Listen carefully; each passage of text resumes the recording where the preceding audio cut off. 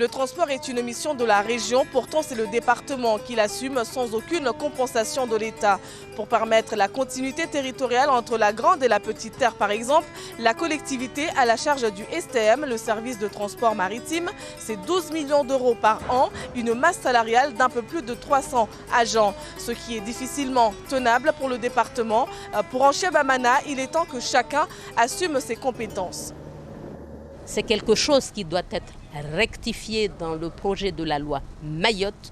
Pour moi, c'est le fondement de la loi Mayotte, faire rentrer la collectivité dans un processus de décentralisation de droit commun. La sénatrice que je serai si les grands électeurs me donnent l'opportunité et je leur tends la main, Soumaïla Daoudou, mon suppléant, et moi-même, nous leur tendons la main pour nous faire confiance et mener ce chantier au sein de la commission des lois, parce qu'on est vraiment sur la partie législative pour qu'on puisse justement faire un travail de recensement des compétences exercées ici à Mayotte, au niveau du département-région, mais aussi au niveau des communes, parce que les communes ont aussi ces difficultés, puisqu'il y a des compétences qui ne sont pas totalement transférées.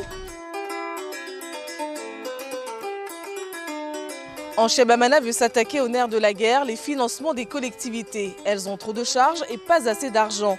Aujourd'hui, la fiscalité représente une ressource primordiale, mais qui ne pèse pas assez dans les caisses des mairies et du département. Il faudra d'abord régler la problématique du foncier.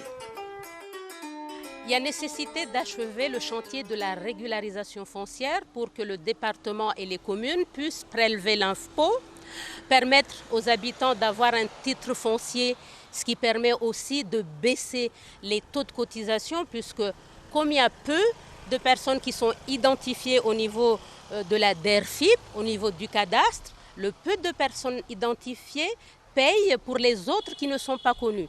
Donc il faut absolument augmenter considérablement les moyens de la CUF, comme ça a été fait avec la CREC pour l'état civil. Il faut absolument accompagner les communes dans leur mission de régulation de la police de l'urbanisme. Il faut savoir qu'actuellement, il n'y a que 3 collectivités qui gèrent, par exemple, les permis de construire. Donc, la mission n'est pas totalement embrassée. Il va falloir, en tant que sénateur, lancer vraiment une mission d'enquête parlementaire pour évaluer les conditions de mise en place de la fiscalité locale ici à Mayotte pour qu'on puisse parallèlement ajuster les financements pour que les collectivités aient les moyens de la fiscalité locale pour mener à bien leurs projets.